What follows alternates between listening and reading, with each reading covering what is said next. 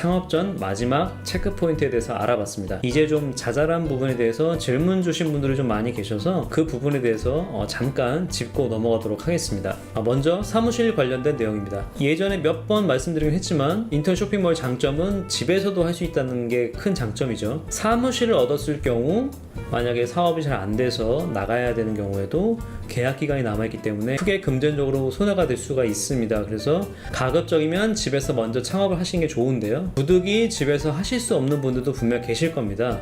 그럴 때는 단독 사무실을 얻기보다는 먼저 공동 사무실을 좀 추천해 드립니다. 포털 사이트에서 공동 사무실로 검색을 하시면 많은 업체가 나오는데요. 이 중에서 한번 잘 살펴보시면 되고요.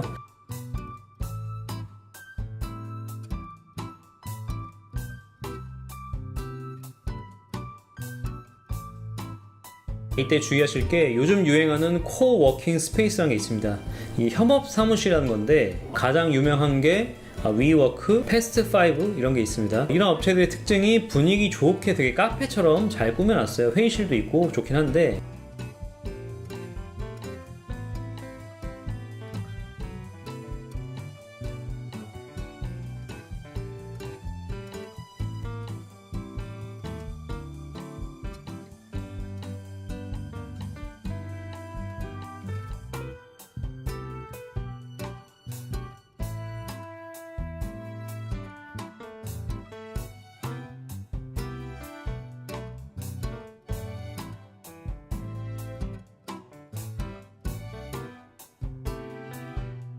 만약에 재고를 보유해야 하는 인터넷 쇼핑몰은 이 코워킹 스페이스에는 적합하지 않습니다. 이런 장소는 약간 IT 업체에게 추천해드릴 만한 장소고요. 또 비교해보시면 아시겠지만 임대료가 싸지도 않습니다.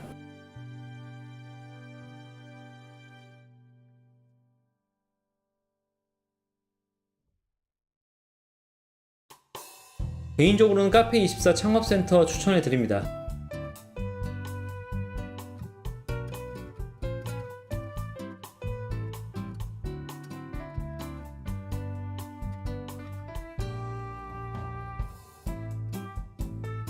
전국 여러 곳에 꽤 많이 있고 쇼핑몰 창업자가 많다 보니까 내부에 촬영용 스튜디오 따로 있고요. 또 물건을 적재할 수 있는 공간도 또 따로 있습니다.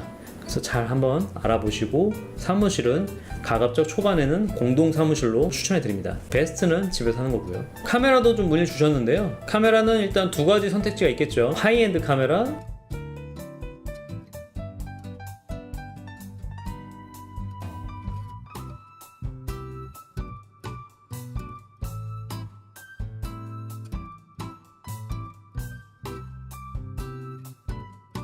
그리고 DSLR 혹은 미러리스. DSLR과 미러리스는 뭐 거의 같으니까요. 하이엔드도 좋긴 한데 하이엔드보다는 그래도 렌즈 교환식 카메라가 좀 낫습니다. 안 되는 건 아닙니다만. 그리고 미러리스와 DSLR 중에서는 그나마 좀 더 가볍고 휴대가 용이한 미러리스 카메라가 낫습니다.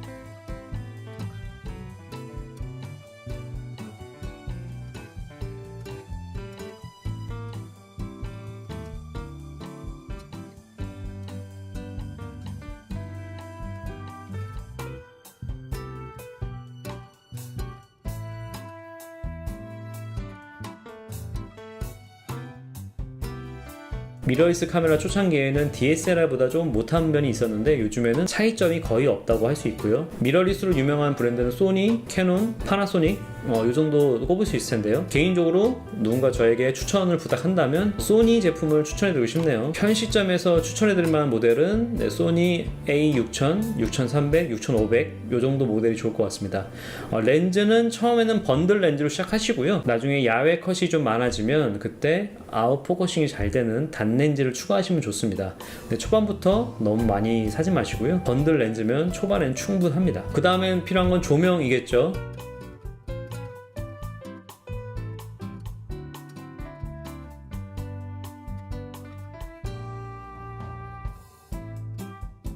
조명은 크게 지속광, 순간 조명이 있습니다. 지속광은 말 그대로 계속 켜놓는 조명이고요.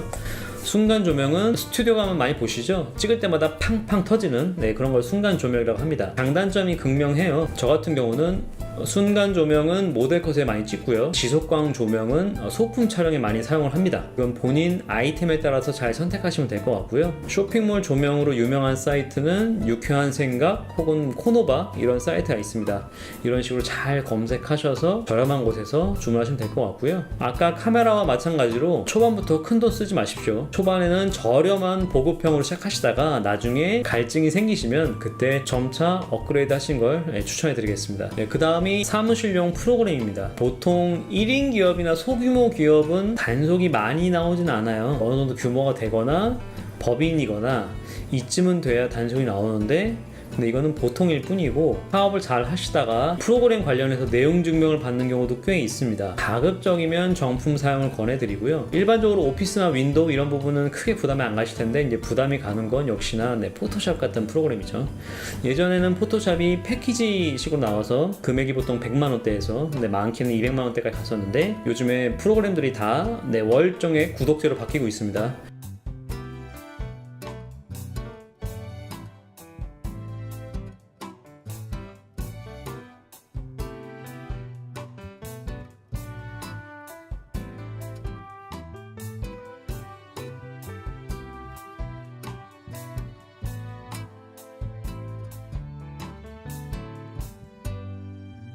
포토샵도 마찬가지고 월 사용료 3만원대 정도로 사용이 가능합니다.